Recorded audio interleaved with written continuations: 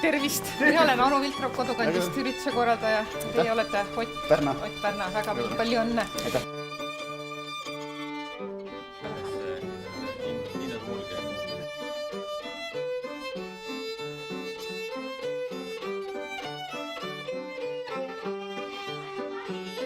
Külalised on siin tagapool. Ja siis oma nime tuleb iga ühe kohta väikene ja siis te saate lavale minna siis, kui see väike videoklipp on läbi. Ülejärg tuleb lihtsalt nautida. Ma mõtlesin kohe, et kes mind märkas huvitab, kes kirjutas selle pika kirja. See kindlasti ei olnud niimoodi, et saadan e-maili, et panen ühe nime kuskile sisse. See oli kindlasti suur kirjutamine. Ja siis ma mõtlesin, kes oli see vabatahtlik inimene, kes tegi nii palju tööd, et sedasi juhtuda üldse saaks.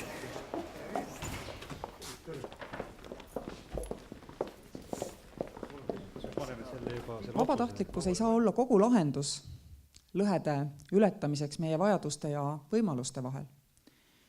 Aga ta kindlasti on väga oluline osa sellest lahendusest. Olgu siis organiseeritult, vabaühenduste kaudu või tegelikult meie igaühe oma algatus aidata teist, kui me näeme, et tal on mure. Inimesed, kes toimetavad koos, need on alati tervemad ja õnnelikumad.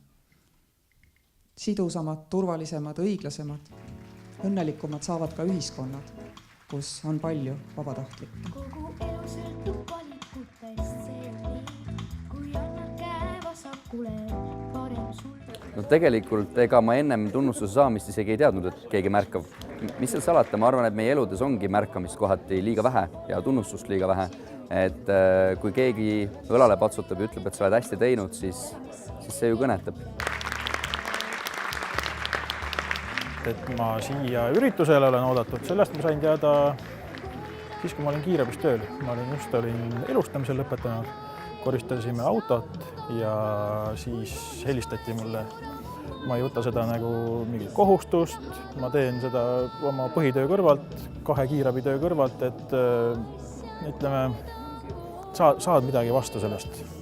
Seda on väga raske sõnadesse panna, mida sa saad sellest vastu, aga sa saad. See üritus on tõeliselt hea üllatus ja ütles väga suur stiimul. Ega mina ei mõelnud selle peale, et mind peaks tunnustama. Mina mõtlesin selle peale, et ma saan abiks olla, ma olen pensionär, ma olen rakendatud. See huvitab mind, see huvitab teisi ja kõik on rahul.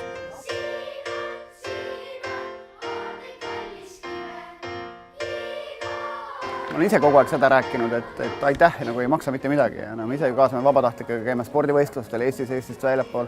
Ja see aitäh on ainult, mis sa saad öelda. Ja seetõttu nagu ma olen teisi utsitanud, et öelgem rohkem aitäh. Ja siis, kui sa näed, et keegi sulle on seda ütlema, siis on muidugi tore tunne. Vabatahtliku töö ja vahetevahel ikkagi täiesti peitu teiste asjade taha. Ja vabatahtlikke võib-olla vahel ei hinnata sama kõrgelt kui professionaalne, kuigi see on tegelikult üks ühele võib ju seda täpselt samamoodi võtta. Ja vabatahtliku töö on hästi oluline sellepärast, et sa teed midagi, mis on oluline ja samas sa teed seda omast heast tahtest. Nii et see tahe on tegelikult selle taga on hästi suur.